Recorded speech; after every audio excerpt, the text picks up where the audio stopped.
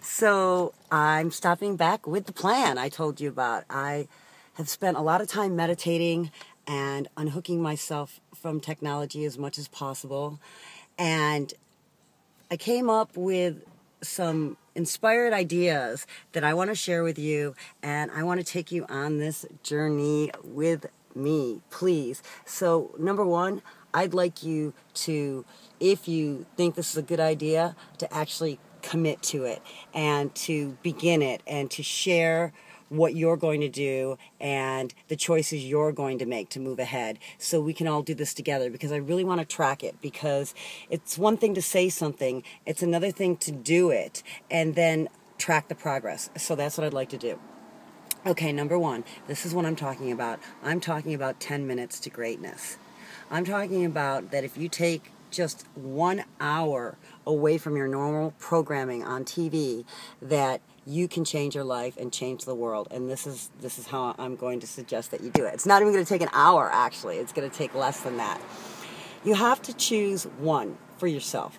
You have to choose a goal, something that you really want, whether it's something you want to manifest, like a house or a trip or relationship, something like that, or if it's something more concrete, like a book or a job or something like that. Whatever it is, pick whatever it is that you want just for you. Not for the world, not for your kids, not for anyone, just you. Your spirit, to make your spirit happy. This is time to check in and say, what, if I could have anything and money wasn't involved, what do I want? Okay?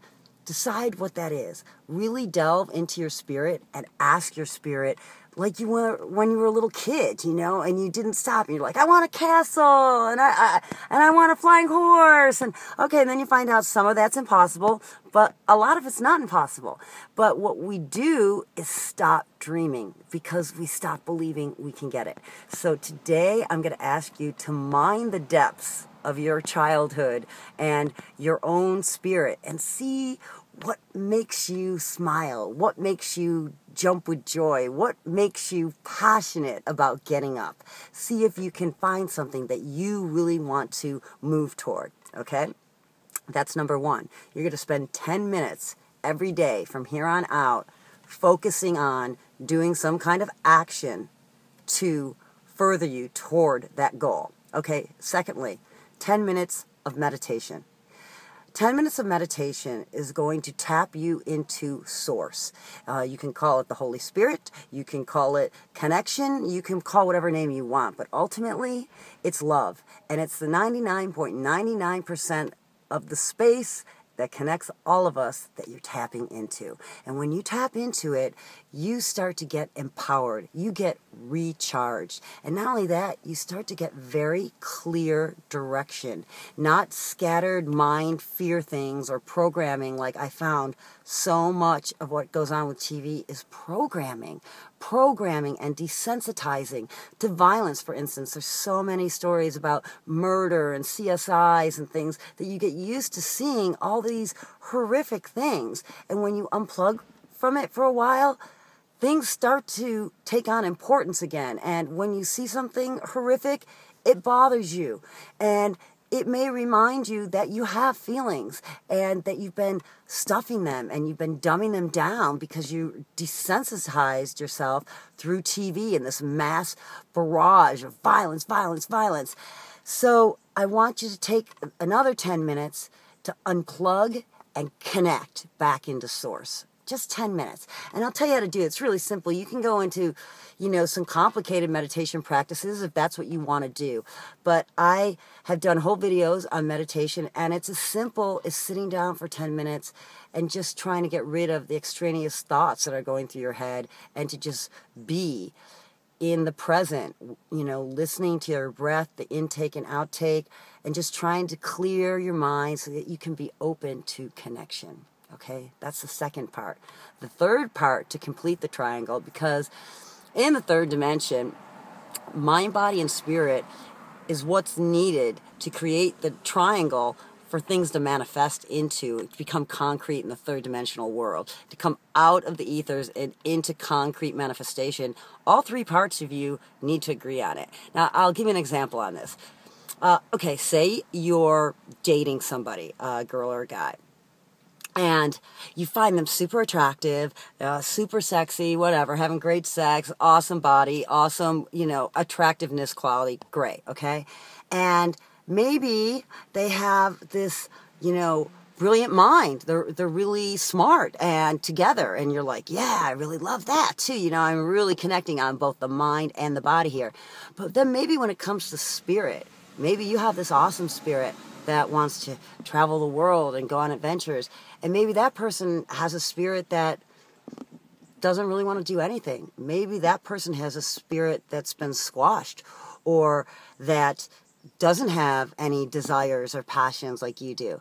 And then you'll find that that relationship just will not last, because you're not hooking up on all three levels, mind, body, spirit. So it's not anchored. Because if your spirit's not happy, you're going to be dragging along, the spirit, your mind and body are just going to be dragging your spirit along, trying to get it to be happy and agree with what they want. Instead, you need to manifest things that all three parts of you love. That's why I highly recommend picking a goal or, a desire or a project that all three parts of you are comfortable with. Because people will come to me and say, I want to be the president of the company. And I'm like, really? And then I'll take it down. Okay, that will involve you spending 70 hours a week. Oh, well, maybe I don't want to be the president of the company then, because 70 hours a week I couldn't see my child. I'm like, right. So you don't want to be the president of the company because you'll have no family life. So let's think again. What do you want? You want a better paying job with more responsibility, or whatever. Let's get to it, but let's get to it.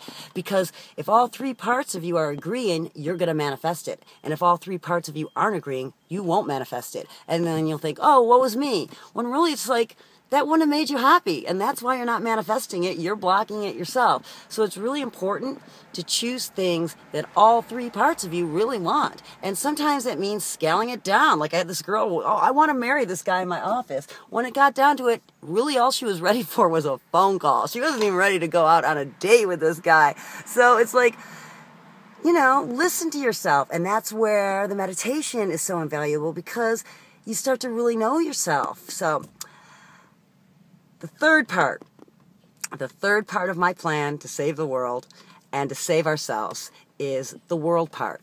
10 minutes of positive feelings and affirmations throughout the day about the world and what you want to live in. So anytime that you hear something negative, instead of focusing on the fear of like, oh, another drone hit, another war, focus on what you want. I want the wars to stop around the world. I want world peace. I want world hunger to stop. I want the world all to be able to be fed, and us to support each other, and to spend all the money that we have in wonderful ways instead of on wars. See where I'm going? So throughout your day, whenever it comes up, put out something wonderful, some wonderful intention, how you want to see the world, how the love, like I love the trees. I want to see them protected and keep growing, and hemp as an alternative. These are just kind of examples that I'm throwing out there. But if all of us start joining together for even 10 minutes a day, all of us people with love in our hearts that care, and start putting out love-filled intentions, we're going to have a love evolution, folks. We are going to change things by drawing in a much higher frequency grid of things that will come about, because we're all focusing on it together instead of focusing on the fear. They've had us in the fear, and then we all leave and we go home to our little places and we're like, oh, this is horrible and I can't do anything. And I'm saying you can, and we will, and we're going to do it, and we're going to track it. And so I'd love your comments. And join me. I'm going to start out on a very practical way. I'm going to show up in the next couple days with my plan personally, like what I'm going to work on, so you can model, my behavior and what I'm going to do. And please share your thoughts, and please share this, because together we can create our world and create joy in our own world. Uniting people in love and unconditional love. And it's time that we start using that power, because it is a power. I can tell you right now, if you have a problem in your own family or with friends or coworkers, if you come in there and address it in a loving manner, you will change that situation. You will create miracles. You will build bridges where there were no bridges. And we can do that in our world as well. And that's exactly what the Illuminati and the Freemasons, when you think, oh, all this power, whatever that they had, they were just joining together in group intention. Except they were wishing horrible things or greedy things for just themselves. It's time for us to think great things for the world, for us and our children. And I know we can do it. I know we can do it. This is going to be successful. And so I hope you join me, and I hope you share this, and I'll be back.